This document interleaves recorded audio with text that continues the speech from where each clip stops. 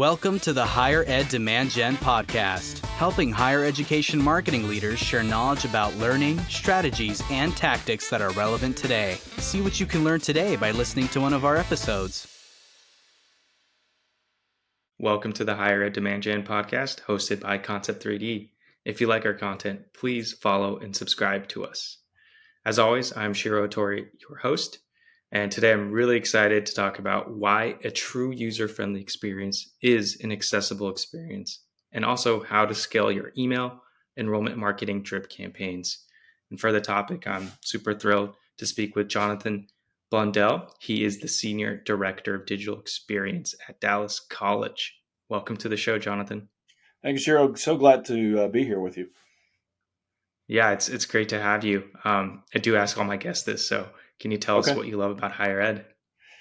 Well, for me, higher ed wasn't necessarily my first choice, both for just my personal life journey as well as for a career. But I ended up going to community college myself after I kind of thought I was going to go a different direction with my career. My mom was like, "Why don't you go ahead and try out the community college, at least for a semester, for a year, see how that goes for you." And then make a choice after that. And so I did that. I enjoyed my experience. I learned a lot and decided, okay, I'm going to go ahead and pursue my bachelor's degree and so forth. And so then it was after a few years with working in journalism and a few different options, I ended up finding a job here at Dallas College, which is actually where I was a student. And it's just the idea that we're changing and transforming lives really has an impact for me. I want to do work that's meaningful. And so higher ed has really given me that opportunity where we see lives transformed every day with our students. And it's not just their own life. It may be their kids. It may be their surrounding family and hopefully their community as well. So I get to be in a place where I make an impact in my community. And that's what really, really keeps me going and keeps my passion going. That's fantastic. Like in terms of the role that Dallas College plays as well, like that's like you're the perfect example of the potential outcome of like someone who was on the fence about even higher ed as a whole. And so I mean that's a fantastic story. Thanks for sharing that. Sure. I know you told us a little bit about your background, but can you tell us a little bit more about your role as a Senior Director of Digital Experience? Right. So I started with the college actually working on the catalog team. The college had moved to an online digital catalog, I think about 3-4 years before I started. I may be getting that time off a little bit, but I started doing that, was working with just basically web updates on a kind of regular basis after, like I said, working in journalism and actually doing some work for the local county. So started doing that, and then this position opened in marketing, and really marketing and telling stories has kind of been my passion for a while as well. And so I saw this as a great opportunity. I came in as a web editor, or rich media developer producer is what the title was at that point.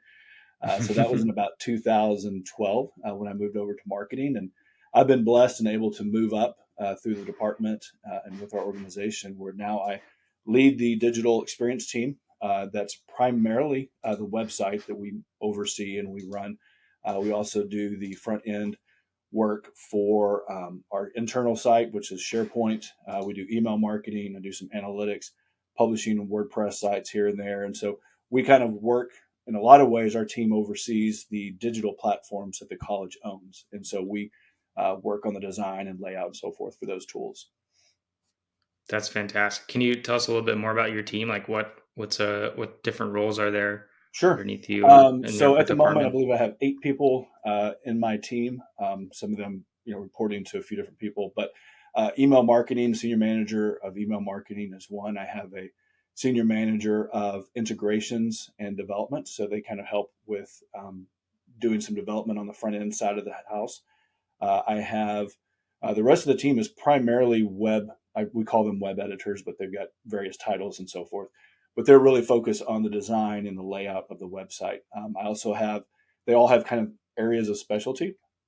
So I have 2 people that are really great with front end design. They do a lot with our overall design platform, design system that we've set up. We have one person who's more of a content editor. She does a really great job making sure that we're following AP style and making sure that our content is consistent. I have one person who's focused a little bit more on UX. And so he's doing UX research and making sure that we're developing things along the way. So, and then we have a couple people that do analytics and a couple people that are kind of just all generalists. So it's all, they're all doing web editing on a daily basis, but they all kind of have their areas of expertise as well. Yeah, it's exciting to hear that you've had all this investment into your website, because I live by the statement that your higher ed website, your front end website, is the most visited building on campus, right? And so, that's why it should also deserve the biggest investment.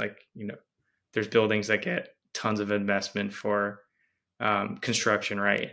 And website maybe sees this tiny portion of that, yet more people visit your website than any other building on campus. So it's great to see that you guys have a big team for it. Well, I'm glad that I'm not the only one that believes that. So I 100% agree with that.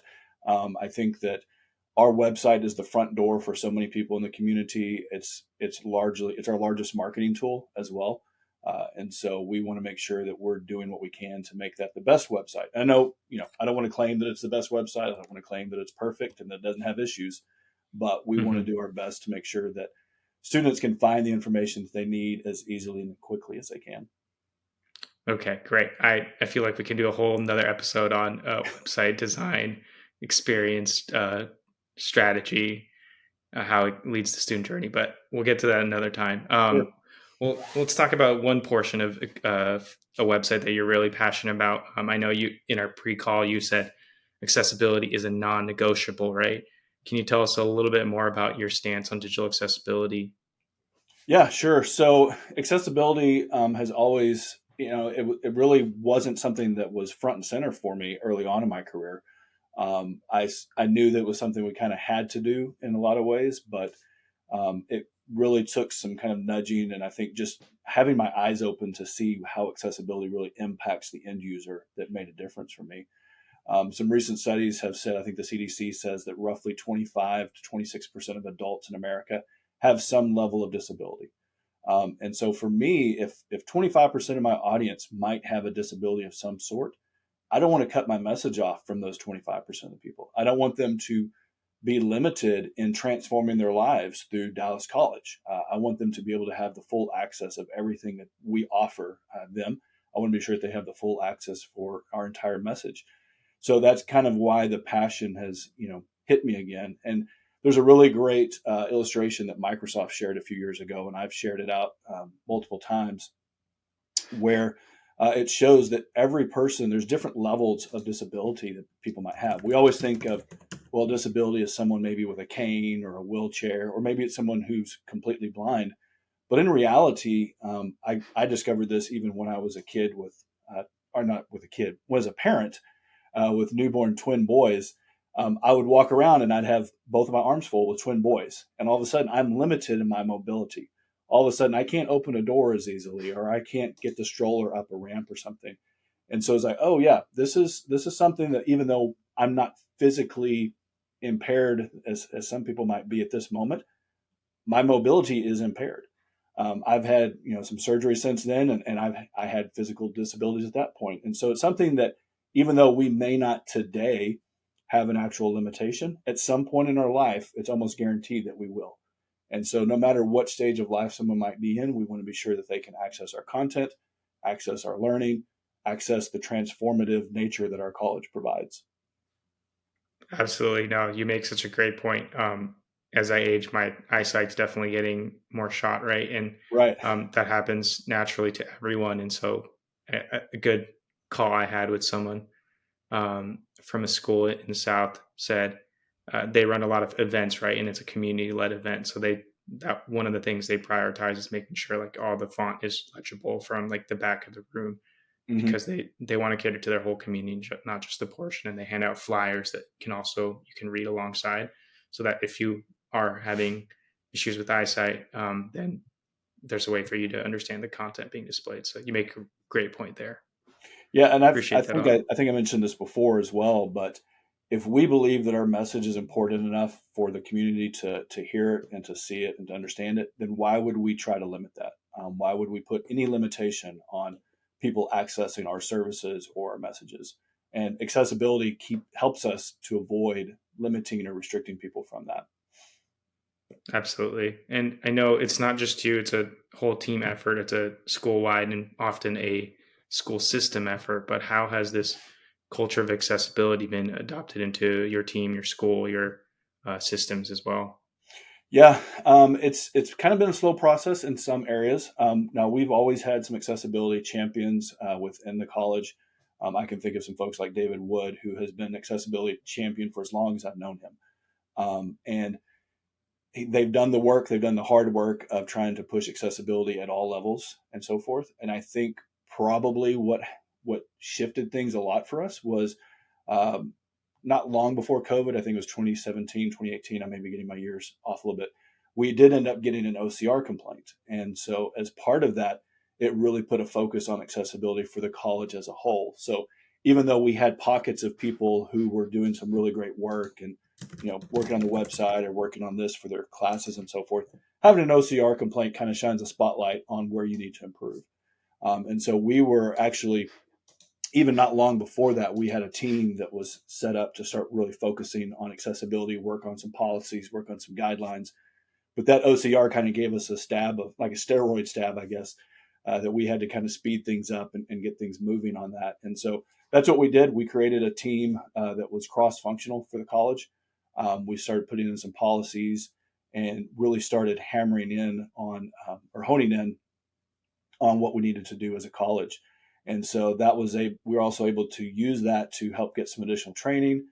We did a full audit of our website as well and got some training related to that, made improvements not only to our website, but to some of the other services that we have, some of the other tools that we work with. The classes, of course, they were able to do some audits and they made improvements as well. So it was kind of that injection of, okay, now we've really got to focus on this and we've got to move forward. And so that's been kind of where we're at as far as moving the culture ahead. My team, though, I think luckily they've all adopted a policy of accessibility first. Make sure that what we're doing is accessible. Make sure that our website is accessible. I love that they have a passion for this as well. That they understand this is something we need to do for the betterment of our community and for the betterment of our students. And I love that they're not afraid to call people out if there's accessible issues, including myself. Not too long ago, I put up a page and shared it with the team and said, "Hey, anybody have any thoughts or whatever else?" And one of my team members like, "This spot here, here, and here is not accessible." It's like, "Oh, thank you for noticing that." I kind of had a mental block at the moment, but they were quick to call me out and say, "Hey, we've got to make sure that we make this accessible." And so I've been privileged that my team has that passion now, and they want to run with it and make sure that they're doing the best that they can. That's fantastic. And I know with recent, the new Title II ruling from the ADA on digital accessibility, if you haven't heard, has some new deadlines set for public organizations, including universities that get public funding. And there's going to be some deadlines to meet that WCAG compliance by 2026 or 2027, depending on your school size. I believe you fit into that 2026 umbrella. And so I think all this good work that you've been doing is going to help you definitely stay on top of this new ruling as well. Yeah, and it's been great as well, I'll say, to have partners who are committed to accessibility as well. We have some partners, some vendors and so forth that it's not quite front and center, but I know maybe a shameless plug here, but we've worked with Concept 3D, and one of the things that we've been passionate about them is actually that y'all are interested in accessibility. It is a front and center for y'all. Our new CMS that we'll be moving to, accessibility is a huge passion for them as well. And so we've been able to work with them. They've made improvements on our code as we've moved into the new system. So it's exciting to work with those type of partners and to find those partners who can really help us be the best that we can be. No, I appreciate that. Yeah. And it at Concept 3D, digital accessibility and accessibility is definitely front and center. It's one of our core values. And as we develop, we think about accessibility first for sure. And so we have a team of developers and project managers who are on top of it, testing and making sure things are accessible. So it's been great. Do you have any tips for working with vendors and making sure that they're digitally accessible? I have one common here. It's like, do they have a statement on digital accessibility on their website would be like my one thing, just for starters. Yeah, so it's been probably a bit of a journey for us as we've worked with different vendors, and of course, every vendor has different thoughts and practices. I remember I was at South by Southwest a few years ago. I think it was probably pre-COVID, but I asked a vendor about their accessibility. They said, "Oh yes, our tool is completely accessible. You can view it on Chrome, on Google, and maybe Internet Explorer at that point." And I said, "No, but like accessibility, like people with screen readers," and they had no clue what I was talking about. So you have that experience, and then you have people who are, here's my VPAT, here is the audit that we've done in the last year or 2 years, whatever it might have been. Here's our accessibility statement. Here's our person who is actually in charge of accessibility for our company. So it's kind of having those conversations, hopefully up front before you actually sign the contract, and what that vendor is looking for. So, I mean, just kind of maybe a recap. I think generally we're looking for a VPAT, we're looking for accessibility statements, and we're looking to see, have they audited their product themselves. We had some companies that we were working with during our OCR complaint where we ended up basically doing an audit of their tool just because we needed to make sure that it was accessible, and we provided that information. But I was like, it'd be really great if you did this yourself on a regular basis, so that we're not having to audit and make fixes on our own. Yeah, I think one great part of the accessibility community that I've learned is that people are willing to knowledge share, right, and say, hey, like, Mm-hmm. I think you're missing points there, or this portion is a little tricky, like it might not be accessible, and like just kind of having open arms in terms of like understanding that we're all trying to get towards a common goal, and it's a journey. And so that's one thing I've noticed, because some of the partners we work with definitely come back and say, hey, like this portion we found a bug, etc., and Mm-hmm. we're willing to work with it. That's been amazing to see.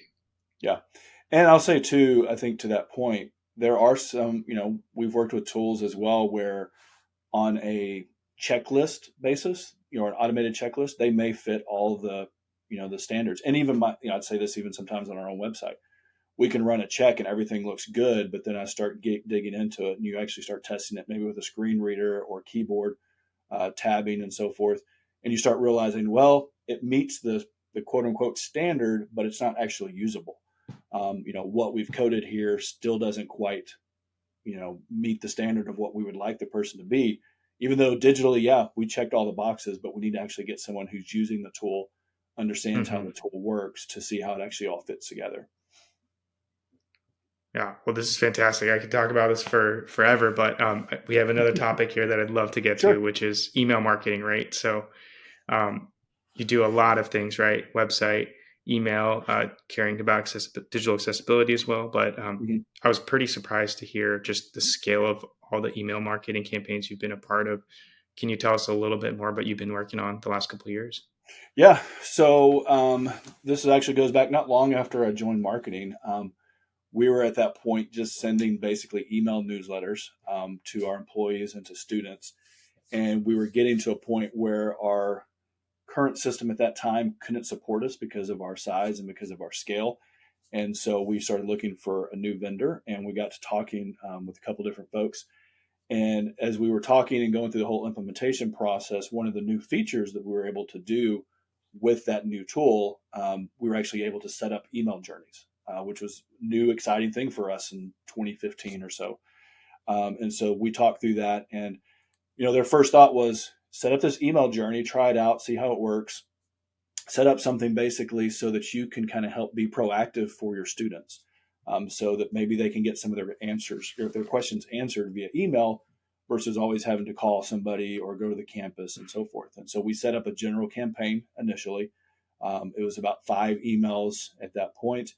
And it's basically just kind of answering questions about Dallas College and telling them, hey, here are some things you might expect as a student. Here are some services you might be interested in. We got that up and running with them, and then we switched to getting a little bit more programmatic. So we started looking at some of our high value programs and some of our programs that had a high number of requests and questions coming in. So we started building campaigns for those from a programmatic standpoint. And so really we started really digging into that and scaling it up fairly quickly. Luckily, we had a contractor on board that was able to help us write a lot of that content. And so we ramped up to about 40, 45 campaigns within about 2-3 years, I think is about what the time frame was. So we've been running with that for about 5 years. And then now we're actually scaling it back up as we've gotten a few more resources in the college, where we're adding, essentially, our goal is to add a campaign for every academic area. So that everything, when you come to a website, you can get a special personalized email campaign about that area of academic area that you're interested in. So we're at about 65 right now. That includes some campaigns specifically for our schools. It includes campaigns specifically for, that makes it about 55 academic programs, I believe, as well as our general campaign. And they're all kind of similar. It's roughly 5 or 6 emails depending on the academic area. They're spaced out over about a 2 to 3 week period. In the middle of it, we throw in now an actual email that's kind of quote unquote personalized that comes from one of our team members that says, hey, hope you're enjoying this email, the information that you're getting. Here's my contact information if you'd like to reach out for some more details. Here are some other links that might be helpful for you. So that's kind of thrown in the middle of it. And now we're getting to where we're actually expanding this out a bit more, where you get your initial 4, 5, 6 emails about an academic area, and then you get enrolled into the campaign for the school that academic area is a part of, and then you get rolled into the general one if you haven't been enrolled in those previously. So we have roughly about a month's worth of content that's kind of rolling out all the time, and it's basically automated for the most part.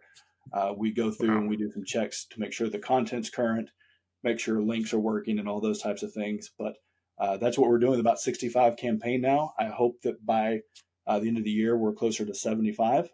And then we're going to be adding some more even after that. So it's been a really cool thing to see. It's been really, the ROI on it, in my opinion, has been great.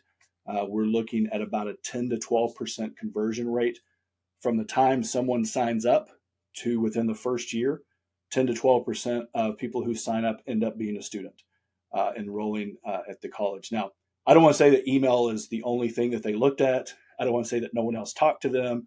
I don't want to claim that we're the sole source of that conversion, but it is good to see that within a year, 10 to 12% of those people become a student. And so I think partially that shows that, hey, they were interested enough at the beginning, but hopefully we were able to keep nudging them and able to send them information that was useful for them so that they could feel confident about becoming a student. Absolutely. And I will say attribution is never a one touch or single source channel ever. Correct. Like even for as a consumer, like you're going to get an Instagram ad, you're going to have a friend tell you about a product, you're going to see it in a different channel. Like it's never a single source journey. So that's incredible to get that 10 to 12% conversion rate. You mentioned that halfway through the initial drip, you have more of like a personalized, like casual, it sounds like, language to reach out to an admissions person. How is the return on that email? I like this strategy, by the way. So it's interesting. That one tends to have a little bit higher open rate, but we don't get a lot of necessarily clicks or responses from it. But it's interesting that kind of in the middle of the campaign, at least what we've seen historically, is that does tend to have a bit of an uptick as far as the open rates. So that's been nice to see. And that's probably why that's part of why we put that in there, is we wanted to say, hey, if it's coming from an individual versus Dallas College Digital Communications, does that change the behavior at all? So haven't seen a whole lot of responses as far as people following up, like a one-to-one response, but at least we know they're still engaging with the email campaign and they're still looking for information.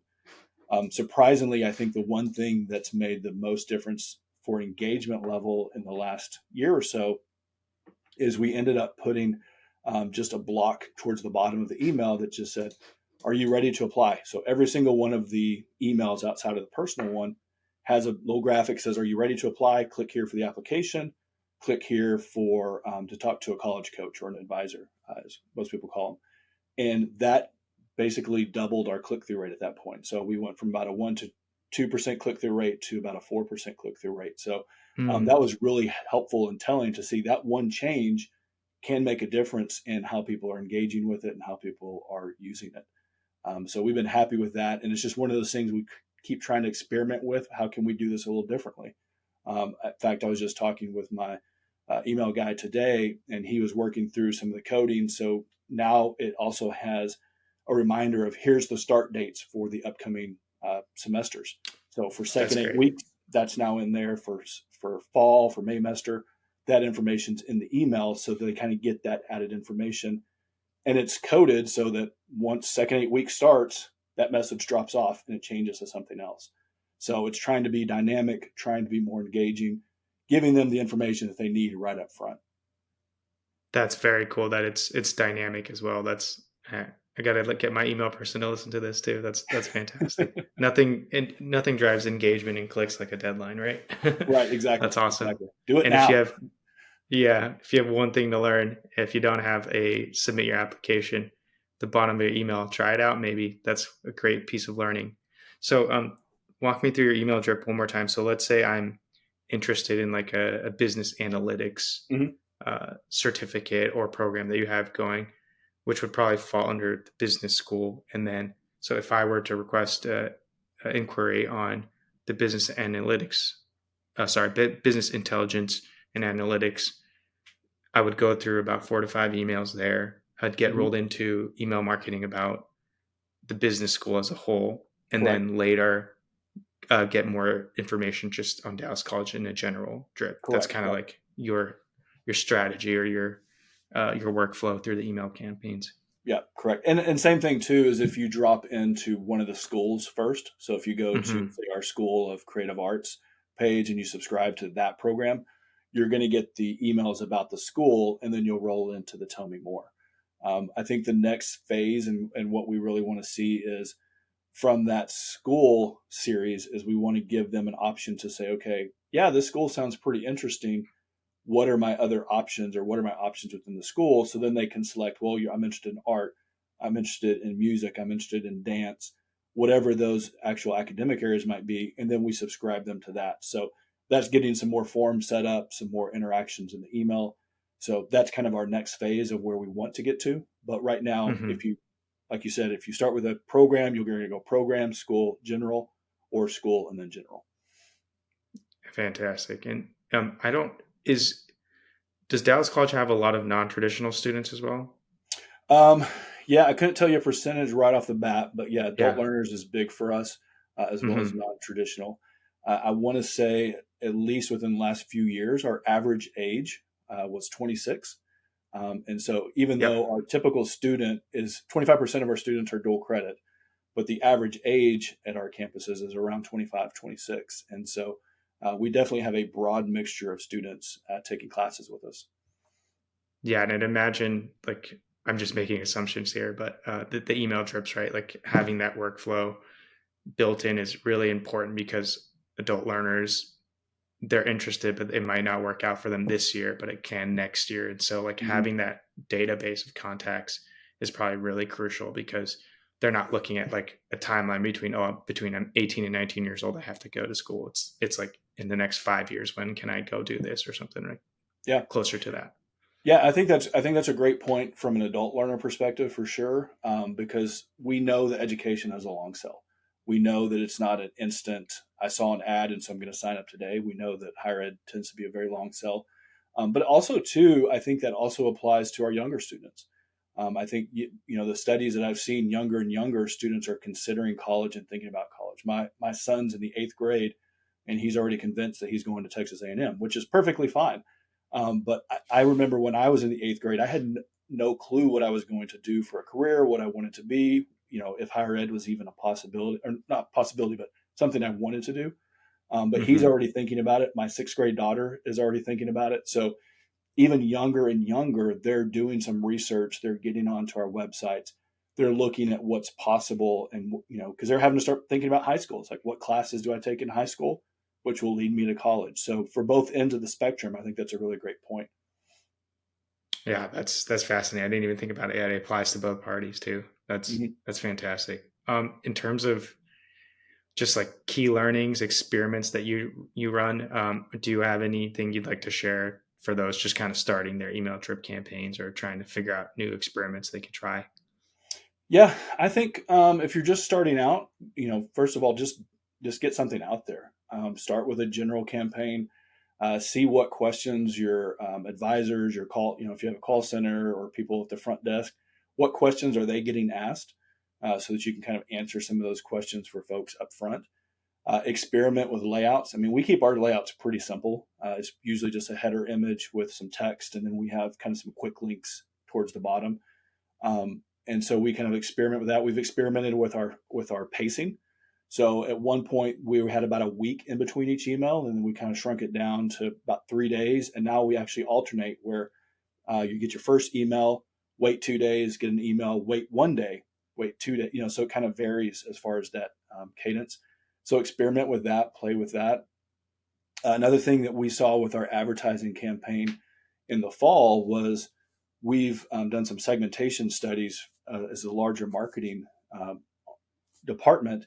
And one of the things that we saw was through segmentation and mindsets of our students, we kind of grouped our students into two different mindsets. So we have a future mindset, and then we have a now mindset. So very much in that conversation of what is the long-term sell. We have some that are coming in, they're eighth graders, or, maybe they're a 25-year-old, whatever it might be. They're kind of considering college. It's not like, hey, I'm going to do something right now, but maybe this is a dream of mine or something I want to get to. So that's kind of the future mindset. But now it tends to be more of, I need to make a change in my life. I need to do something different. I need to do, upskill my career, whatever it might be. So they have a little bit different mindset. And just the forms that we presented, we started seeing differences in their behavior. So the future mindset, and I want to keep doing some more testing on this so I can actually verify it. But what we saw with our fall campaign was the future mindset was more likely to fill out the form if we had more questions on it. And we had some questions like, when are you wanting to apply? Are you ready to start now? Those types of things. Whereas the now mindset, if we gave them more questions, they tended to not to fill out the form. So it was very interesting, that mindset and those kind of segmentations. And so I don't have a silver bullet of you can only put 3 questions on your form and you're always going to get this response. But my thought is, if it's a future student, they're leery of filling out a form because they're like, I'm not thinking about this for the next 2 to 3 years. I don't want someone hounding me today. And I've been on the end of that where I filled out an interest form for a master's program. I got hounded for weeks. I was like, this is like long-term. I'm thinking about something long-term. Don't hound me for this. And so I think those additional questions, like, when are you wanting to enroll, or are you ready today to apply? Those types of things kind of gave a little bit of comfort to the future students so they didn't feel worried about filling out a form to get a bunch of emails. Wow, this is fascinating segmentation. I think that's the first time I've talked about this. Great idea, by the way. How are you actually going about segmenting like future and now? Like, are you based on like age? Like if they're 16, then it's like in the future. Or I'm just curious how you're actually segmenting them from a data point. So I would say I'm not the expert on this. Our CMO is definitely probably a lot more enthralled with this, as well as some of our advertising folks. What we did when we did that segmentation study was we found that some of the demographic characteristics tend to be more prevalent in certain areas. So, for example, the future student and I may be getting this information wrong. So my team, I apologize if you're like, no, you got it all wrong. But for our future students, that tends to be roughly a 20-year-old Hispanic female, whereas our now student tends to be in late 20s male. And so there's different demographics that will align with kind of that segmentation. So when we're doing advertising, we're able to, Facebook doesn't have an option for future segment or now segment, but we can kind of see where people over index and say, okay, this is where we want to target for this particular audience or this particular segment. We've also used it in some of the like the faces of the campaign. So if we know that a particular demographic over indexes for the future or over indexes for the now, we tend to put those types of faces and those people in those particular ads. Yeah, man, this is fascinating. You probably don't want to give up all your secrets right now, so I totally understand. Well, my CMO, you might be able to get her on, and she can talk a lot more about this. Oh, this is great. Future student. Yeah, this segmentation is a great idea. I appreciate you sharing a little bit of Sure. that as well. I know we're just at about time here. I'm wondering where our listeners can follow up with you, learn about all the good work you're doing. Yeah, for sure. I think probably LinkedIn is the best place. That's where I try to share some of those things, whether it's a random accessibility tip or thoughts on that, or lead generation. I try to share some things like that every few weeks or so. So definitely reach out. Always happy to connect with other people in the higher ed industry. Love learning from other folks, going to conferences and hearing from them, or connecting with them online and hearing what they're doing. So there's a lot of opportunity for us to grow and learn from each other. And that's what I love about this community. I can't. I feel exactly the same way. Are there any conferences you're attending or planning to attend in this year? Well, so definitely Texas Association of Community College Marketers. That'll be in June. I believe some of the listeners, some of the folks will be familiar with that. Also, Digital Collegium, hope to be back. I went to my first Digital Collegium conference last year, and so Hmm. hopefully I will get to go back this year. I believe it's in October, November is when that is. So looking forward to that. That's amazing. Some folks from Concept 30 should be at both those events as well. The, Yep, the new rebrand, I got to get used to it. Digital Collegium, exactly. formerly High Ed Web. No, this is great. Exactly. Well, Jonathan, it's been such a pleasure talking to you. It's been really helpful learning about your stance on all this, and I think there's another episode in the works for website. So let's chat again. Thank you so much for your time. Yeah, thank you, Shiro. Really appreciate the time and appreciate the opportunity to share. So thanks so much.